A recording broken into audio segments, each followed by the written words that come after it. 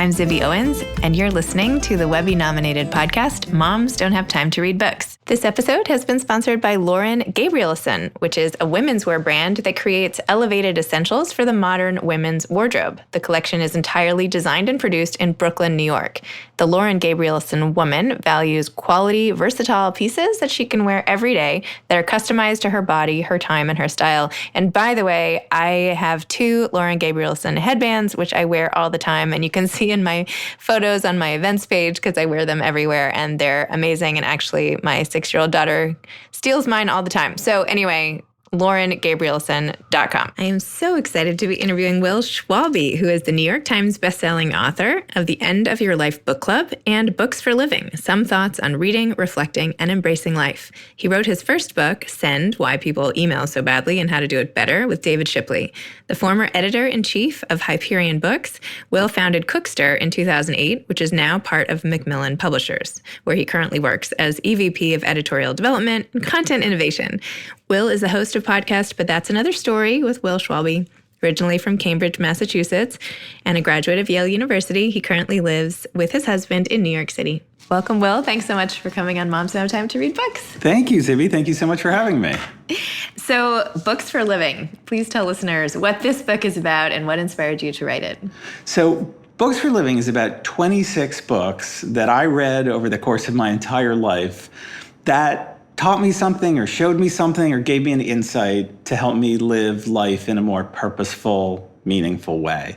And one of the things I really wanted to do with Books for Living is not put together a kind of canon of the greatest books that everybody must read, but show the way that really any kind of book can be a book for living if it's the book you need to read at the time it finds you. And I love how you started with the story of sitting next to a Navy SEAL on an airplane and swapping books. And tell me that story. Oh, yeah. Actually, he was a West Point cadet. Oh, I'm sorry. West Point cadet. A West Point cadet. And it was funny. We were on a plane together. Actually, there's a little bit of backstory, which I don't think I included in the book, this was in olden days before electronic tickets. So we had been bumped from a previous flight, and they said, you have to take the next flight, and we're going to put you on first class, but we only have 1 ticket stock left. So the 2 of you have to stay together. You have to spend all your time together in the airport, and you have to spend all your time together in the lounge, and you can't leave each other's side. So I had an enormous amount of time in which to chat with this West Point cadet. And it turned out he was really interested in books, and he wound up asking me for, as a gift to him, a list of books that I thought he should read to help him in life. And in return, he gave me his West Point cadet baseball cap, which I still have to this day. Aw, that's so nice. Oh my gosh. You had so many amazing passages in this book about reading, and I am an avid reader and loved hearing all the things you had to say. In one of them you said, I'm not the same reader when I finish a book as I was when I started. Brains are a tangle of pathways, and reading creates new ones. Every book changes your life, so I like to ask, how is this book changing mine? So talk to me about this approach to reading. Well, it's really taking up the ancient Greek philosophical statement, you can never step in the same river twice. And what does that mean? It means the river is different, of course, because it's flowing by you, but you're different. The person who steps again in the river is a different person from the person who stepped in the river before. And I try to carry that philosophy throughout all my life and just think, how are things changing me? But books are like a controlled change experiment. And you can really think on page 1, what kinds of things do I believe? Who am I? What do I think about the topic of this book? What do I think about characters like the ones I'm just about to encounter if it's a novel? And then halfway through, you say to yourself, has my opinion changed? Do I see this person differently? Do I see people differently? What kinds of insights have I gained? And what else has happened to me in life over the last week, days, hours, whatever it is that has changed how I'm approaching this book? And I really believe that reading is growing. Reading is living. And there was something my mother would never say to us when we were growing up. And she would never say, why don't you put down that book and do something? Because reading is doing something. It's expanding your consciousness. And that's kind of what I meant about I'm not the same reader at the end of a book as I was at the beginning. I'm not even the same reader on page 2 as I was on page 1. I love that. Recently, I reread a book that I had read 20 years ago, and I feel like that was also thinking about how much, as a reader, I've changed, but the book stays the same, but you read it in a whole new way from a different point of view in your own life. You really do. And I think part of that is the experiences you bring, but part of it is age. Mm-hmm. There's, as you know, because you've read books for a living, I'm obsessed with this writer, Lin Yutang, yes. And I quote him throughout, and a Chinese writer who published in the 1930s a book called The Importance of Living. But he has a passage that I just love where he says, when you read a book as a young person, it's like seeing the moon through a keyhole. And when you read a book as a middle-aged person, it's like seeing the moon through a crack in the door. But when you read a book as an older person, it's like seeing the moon when you're standing out on a terrace with nothing between you and what you're looking at. That just gave me goosebumps. I love that. Oh my gosh, that's really beautiful. You also talk in your book about how reading makes you feel less alone, which is something you do by yourself. You said one of the few things you do alone that can make you feel less alone, it's a solitary activity that connects you to others. And you point out in the book why this is so important in today's hyper-connected world, to feel connected through words. So tell me more about that. Well, I think it's one of the things that makes you feel less alone. And I'll go into that because I mean a couple of different things by that. But I also am on a little bit of a crusade to rebrand reading. And I have this thing, I want to call reading radical listening. Love it. Because I really think that now more than ever, we need to listen to one another. All you need to do is turn on cable news any night, any channel, and you will hear a bunch of people who are not listening to each other. And there's a quote that I love, which is, and it was not meant as a compliment, was the opposite of talking is not listening, it's waiting for your turn to talk. And I think that's how a lot of people approach listening. It's just simply waiting for their turn to talk.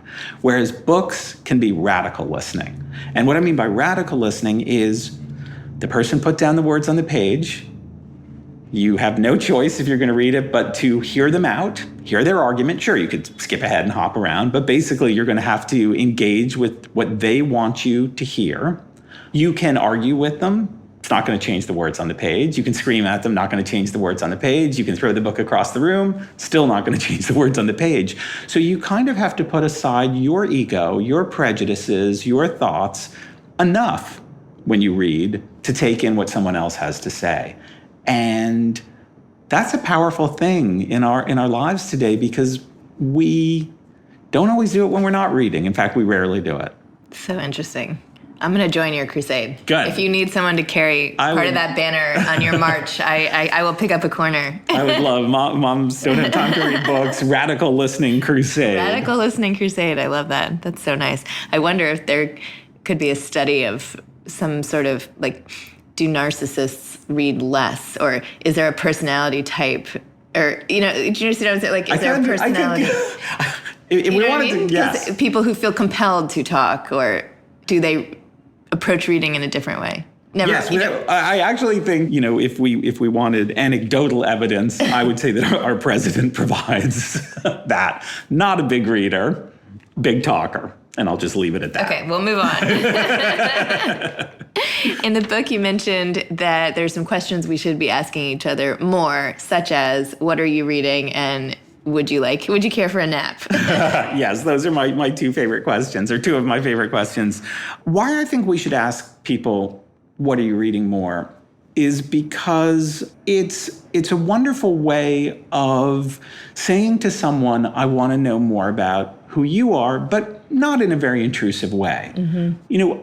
I think there are a lot of reasons for not accosting each other with questions that we may think are perfectly innocent in one sense, but can be judged offensive in another.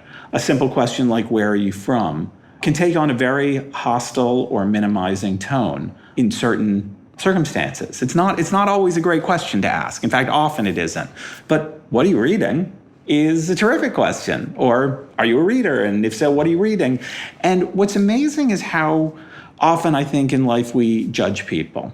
And we assume things about them. And we assume, for example, oh, that person's not a reader. Well, how do we know? And it's a marvelous question. And I love asking it because I'm almost always surprised. And it connects me to my tribe, and there are people, and they say, yes, I'm so glad you asked that, and I'm reading this or that, or no, I haven't had much time recently for this, that, but when I was a kid, I loved to read Harry Potter, or no, I'm not, but, my dad is a huge reader, or, no shame in it, no, not really a reader, and then I can say, seen any good movies lately? Are you a sports fan? I mean, it's just going on to someone's interests. And trying to find ways to connect. But when you find a reader, it's really powerful. And there's a story that I love that happened to me, which is I was talking to someone who was writing an article on books and reading, and she was interviewing me. And I mentioned this question, this power of what are you reading? And I gave her a challenge. I said, when you leave the restaurant today, how are you getting home? And she said, I'm taking a taxi. And I said to her, ask the taxi driver, what are you reading? Okay. Goes off in the taxi. She calls me later. She said, you can't believe what happened. What happened? I said to the taxi driver, what are you reading? And she told me he was so overcome with emotion that he almost had to pull over. And he said that he was a professor, I think it was from Greece, and he'd been driving a cab to make it in New York, and no one ever asked him what he was reading. They just made assumptions about him. Oh, he's a taxi driver. They asked him, where's the best Greek food, or where are you from, which he got super tired of. And he was reading all sorts of things, and he was just delighted to talk books with her. And in fact, she wound up writing that, and it became one of those little stories in Metropolitan Diary in the New York Times. So to me, that's the power of what are you reading? I love that. And the power of napping, you also mentioned. And the power of napping. And you point out, too, that we put our computers to sleep, and yet we don't put ourselves to sleep. And that they get the breaks, but we don't. And the irony of that. Exactly. We're on all the time, but we let our computers doze. Napping's marvelous. And I had real fun writing about the joy that certain readers, like myself, get from napping and reading and reading and napping and napping and reading and just spending a whole day kind of groggily waking up, reading a chapter, going back to sleep, waking up, reading another chapter. And what's marvelous about that is your subconscious gets to work and you find yourself inserted into the books you're reading. And when you dream yourself with those characters or in those settings. You're on the moors with Heathcliff and Wuthering Heights. It's so fun. So I'm a huge napping fan, but the napping reading combo can't be beat. That's awesome. I love that. You wrote really beautifully about your relationship with the librarian at your boarding school, Miss Locke, and how she perhaps intentionally, perhaps not, affected the whole trajectory of your life and how you felt accepted at the time. Tell me a little more about your relationship with her and what she did that was so great. So, yes, I was incredibly lucky. I went to an Episcopal boarding school in Concord, New Hampshire, and I generally really liked it. In fact, I loved it. And I was a pretty happy, outgoing kid, but it was the late 70s, and very soon I had realized all along that I was gay, but I started to admit it to myself. And the news was just filled with horrible things at that time. That was Anita Bryant's crusade against gay people. That was when Harvey Milk and Mayor Moscone were shot to death, and the person who assassinated them was sentenced to only months in prison on what was called the Twinkie defense. He said he'd had so many Twinkies to eat that he had too much sugar in his body. And at my boarding school of 500 kids and 100 faculty members, there was no out gay student or faculty member, and never had been. So it was happy in one sense and incredibly isolating on the other. And when I was feeling low or just in need of some solitude, I would go into the library, almost always the same time in the afternoons. And there I would find Miss Locke, who was the school librarian, who was a fantastic figure. And she would make these special brownies that she had. And one day I walked in, and Miss Locke wasn't there, and the library cart was where it always was in front of her desk. And I noticed that there was a book. And I sort of knew she knew when I usually came in, and I suspected that book was for me. So I read that book, and she would leave various books for me, and one of them was Giovanni's Room by James Baldwin. And this is a book about a young man named David who goes to Paris and falls in love with a young man named Giovanni. And it's a very dark book. Things do not end well, but there are these glorious scenes that show two men in love as they're walking down the Champs-Elysees, throwing strawberries and I think it was cherries in each other's mouths. And it really showed me a vision of a life that I had not been able to imagine for myself, a life that could be lived without dread. And so I don't quite say that book saved my life, because I think that's overdramatic, but it saved the life I have. It showed me a vision of a life that I could live. And I always have this intense gratitude for Miss Locke. And as I write in Books for Living, I did go back at reunions and tell her how much she meant to me and what she'd done for me, but I don't think I did it enough or to the extent that I should have. So in some ways, I really wanted to put that chapter in this book as a thank you to Miss Locke. Did she read it? Do you know? No, she had been long dead. Oh, I'm sorry. Yes. She died of ALS. Oh, gosh. And she left, what a legacy. I mean, when I meet other people who went to my school, and it was co-ed, girls and boys, now women and men, one of the things I go, oh, Miss Locke. They're like, she had such an impact on so many people. So it's also not just a thank you to her, but it's kind of a love letter to school librarians. That's so nice. Oh, my gosh. You wrote in Books for Living about your experience answering phones at the Gay men's health crisis. Gay men's health crisis during the beginning of the whole AIDS epidemic. And just talk to me about that. I had not read anybody's account of sort of that particular, like your particular point of view. It was so interesting that well, anyway, just tell me about it. It was a pretty awful time. I mean, I when I look back now, I knew how awful it was when we were going through it. I actually had no illusions about that. But I'm just still stunned about how unprecedentedly awful it was. And so in the early 80s, when AIDS started to hit, and the first time I read about it, there was a small number of gay men affected. It was in the New York Times. Within a couple of years, the number still was 1,112 and counting, according to the famous Larry Kramer article in the New York Native, which for a gay man living in New York was a staggering number, but for the rest of the country really didn't care. It was happening to gay men, and who cared? But I felt deeply the need to do something. I also had a boyfriend who, it became clear to me, had died of AIDS. And somewhat out of altruism, but more just to stave off panic, because there was no test for AIDS. No one knew what caused it. No HIV hadn't been discovered. Actually, at first, it wasn't even called AIDS. It was called gay-related immune deficiency, I think, GRID. And so I started working at the hotline in the just founded GMHC. We were working out of a single room in a townhouse in Chelsea. I would go to the hotline and spend hours there. I was still in college at the time. This was on summer breaks or vacations. And while at college, I worked in AIDS Project New Haven doing the hotline, and just received one unimaginably horrible call after another. And they were literally calls like, my lover's in bed, he's dead, I'm lying next to him, I cannot get any funeral home to come and take his body away.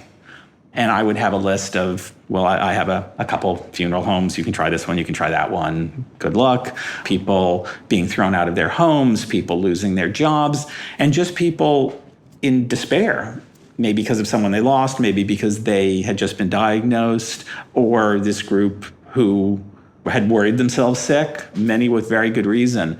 And it was pretty shattering to sort of sit there and take call after call after call after call. And we had some information, but not much. And that was a very formative experience in my life. It was, as someone else described it, like we were at war and everybody around us was at peace. And you would then leave the Chelsea townhouse and get on the subway and go somewhere else where there was a party or a show, and you would come from a battle zone, and these people didn't even know it existed. And the city wasn't doing anything. The president of the country, years into AIDS, had never said the word AIDS. And we later found out when he did talk about it, it was only to laugh about it in private. And so, yeah, it was a horror. And one of the things that I wanted to put this down for lots of reasons. One of them was, I think when people who didn't live through it look back on it, they don't realize the span of time. They don't realize the decade that we lived with friends dying left and right while nobody knew anything. ACT UP came later. Antiretrovirals came later. But there was almost a decade of living in this environment, and also living as a young man. I was right out of college. I was in college, really believing with fairly decent evidence that it was likely I wouldn't live to 30. One other thing I want to say about that is, and this is the context I wrote in Books for Living about it, is a lot has been said quite rightly about the writers that we lost. And we lost so many great writers to AIDS. But I wanted to talk about the readers we lost, because we lost hundreds of thousands of readers. And so when we read, I feel like I'm not just reading for myself, I'm reading for them. I'm reading for people who aren't here to read anymore. I could sit here and listen to you all day. You are like, I see why your books are you are the consummate storyteller. Every question is like a well-crafted, no, it's true. I'm like, ooh, what can I ask you next? Oh, well, yes. So my storytelling, I think there are times when people at dinner parties are like, can we have a little time out from the stories? No, not at all. Oh my please? gosh, no. Come to my dinner parties. I love it. Well, tell me a little more now about the writing side. Because Books for Living, it's really a memoir. You talk about all these important things in your life and your loss of your friend David Baer, which you wrote about so beautifully, and all these other milestones and experiences. And yet the lens through which you wrote it was books that conceivably can help other people. Yeah. So tell me about, and your first book, of course, was amazing, The End of Your Life Book Club, where you share books with your mother as she's dying. Talk to me about these books, this book in particular, and what made you write it in this way, and like your whole writing process. And well, it's so funny. So you really picked up on exactly what I wanted to do, but Books for Living is a bit of a fake out. Because The End of Your Life Book Club, about the books I read with my mom when she was dying of pancreatic cancer, is really about celebrating life and living each day with joy and purpose, even though she was dying. And Books for Living is a memoir. Mm-hmm. It is disguised, but I'm glad you figured it out. It's a memoir. And it is a memoir about living each day more purposefully and with more meaning, as a tribute to those we've loved who aren't here to live anymore. But I also wanted to inspire other people to do their own books for living, and sort of put it forward as a way of understanding your life, and to remember your life through the books you read that gave you insight at the moments you needed the most. And to say to people, it can be any kind of a book. It can be a mystery novel. I write about the girl on the train. It can be a children's book. I write about Stuart Little. It can be a cookbook. I write about A Taste of Country Cooking by Edna Lewis. It just, whatever books they are, but not just as a kind of log, but really about a way of conjuring your whole life. And the way books, getting back to what we talked about earlier, connect you to people, but they connect you to people also who are no longer here. When you read a book that you know someone loved who's dead, it brings them back. Or when you read a book that you think a friend who's no longer here might have liked, or a parent, or sibling, or whoever you've lost, it allows you to be in a kind of dialogue with them. So when I was writing, I found the writing really joyful because it allowed me to bring back all these friends. And it allowed me to bring back, when I was writing about The Little Prince, Lee Harkins, who had been a pal in high school, who had died of non-Hodgkin's lymphoma. But then it literally connected me to her, because I thought, like, this is crazy. I haven't called her mother since she died, since the memorial service. So 40 years later, I'm on the phone with Lee's mother, who became a hospital chaplain. And The Little Prince brought back Lee and led me to Lee's mom. And so the writing was so much fun. It was what books do I remember? What books influenced me? And what books did I just read that conjure something from my life that I want to write about? And now this book is that book for other people.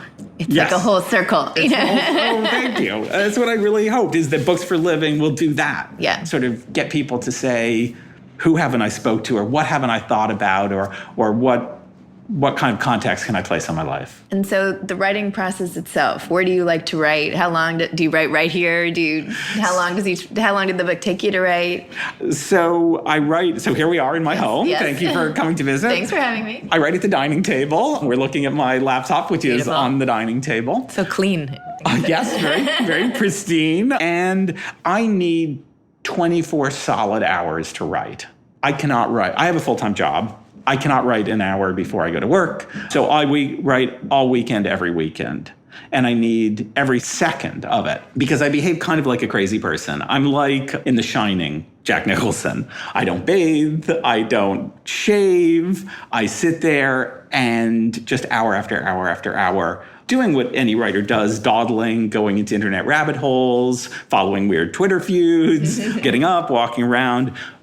So I will write without stop for 4 hours in a 24-hour period, but I don't know what 4 hours they are. So I have to clear all the decks. And my husband goes nuts because I can't do anything when I'm writing. And he'll come back from doing errands and this and that, and he'll say, like, you couldn't put the coffee mug in the sink? Like, you couldn't get up from... And as you see, it's not a big apartment. It's not very far from the dining table to the sink. And I'm like, nope. I could not. So that's my writing process. And then how long it took me, I tried to come up with the first draft somewhere between 1 and 2 years and then work on it for another year. So it's about 3 years. Wow. Do you have plans for more books? I'm writing one right now, and I'm loving it. All I'll say about it is it's about a 40-year friendship with someone totally different from me.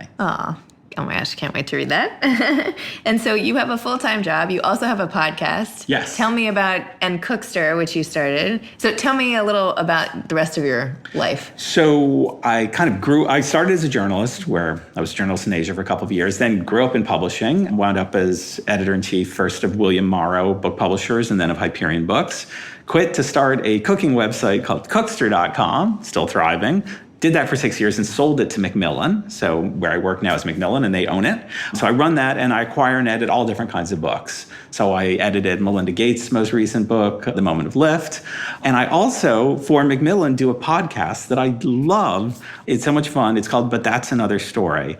And I interview people I admire, mostly writers, but not exclusively writers, about a book that changed their life. And what was happening in their life, and how'd they find that book, and how did they change. And you don't have to know anything about them, and you don't have to have read their book. It's about, my topic, the way books find people when they need them most and change them. And I've had Jodie Foster on, and Melinda Gates, and Min Jin Lee, and wonderful writer Monique Trung, who has a new book out called The Sweetest Fruits, and I'm just having a blast. You can just send all those people to me. You could just be like, your next stop. We'll do a circuit. We'll do, absolutely. So what advice do you have to aspiring authors? Well, I'll give advice to I'll two sets of advice. I'll start with memoirists. Okay. Which is, I really believe there's a lot of terrible advice about memoir out there. What's most important about memoir is that it's you. It's true to you. If you are a kind of person who always sees the best in everybody and write a memoir that reflects that, you don't have to be scathing to write a memoir. If you're a scathing person, do that. But it needs to be true to your voice, your core, who you are, not adhere to some artificial notion of what a memoir is. And in fact, one of the reasons that I really wanted to write the End of Your Life book club about my mother is I loved my mother, and she was an incredibly, I thought, admirable woman, and I wanted to present her life to the world and show how I felt about her and what she taught me through the books we read and the way she lived her life. And a lot of people had terrible mothers and difficult childhoods and a lot of trauma, and that's their truth, and they need to write that, and those make very powerful books. But a lot of people didn't. And you can write about whatever it is as long as it's true to you. I do think that with writing, people get way ahead of themselves. They think about agents and publishers and this and that. Write the best book you possibly can. Just do the best book you possibly can, and then worry about that. And that's tough advice, and it's easy to get ahead of yourself. But to me, it's really as simple as that. And that applies whether it's fiction or memoir or essays, whatever it is. It needs to be there on the page. Did you have a follow-up? You said you would only talk about memoir. Do you have advice to other types of authors, or was there something else? I mean, I think this is my advice to all authors. Mm-hmm.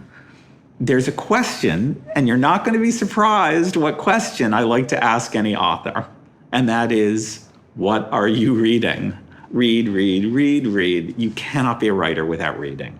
I just believe that to the depths of my soul. And you don't have to read in your genre. You can read anything you like, but you have to read. Easy enough. Great. Check. Okay. Well, thank you so much. Your stories, your books, your advice, all of it is amazing. And thank you for sharing it and your love of reading. And I can't wait to hear what other people I pass in the course of my day today are reading, maybe people I wouldn't have thought to ask. Oh, great. I want to hear too. So when you find out, let me know. Okay, That's how I've gotten some of my very best book recommendations. Oh, I just have to add one other thing. Yes. The what are you reading thing. It will not surprise anybody that there are two groups of people who it is very important to ask this question of, particularly people who work in indie bookstores and librarians. And I have discovered a huge percentage of my favorite books by simply going into, we live in New York City, I go into Three Lives bookstore and I ask them, what are you reading? And all the booksellers tell me, and I choose the best ones, and they've given me so much joy. So yes, ask everybody everywhere, but I love to go into indie bookstores and libraries and ask that question. Excellent. Thanks, Zibby. Thank you. Thanks again to my sponsor, Lauren Gabrielson, the women's wear brand that creates elevated essentials for the modern women's wardrobe, laurengabrielson.com. Thanks for listening to Moms Don't Have Time to Read Books. You can follow me on Instagram at Moms Don't Have Time to Read Books. Thanks so much to Steve and Ryan at Texture Sound for the sound editing. And thank you to Morning Moon Productions for providing this fantastic intro and outro music. Thanks for listening. You could always email me at zibby@zibbyowens.com.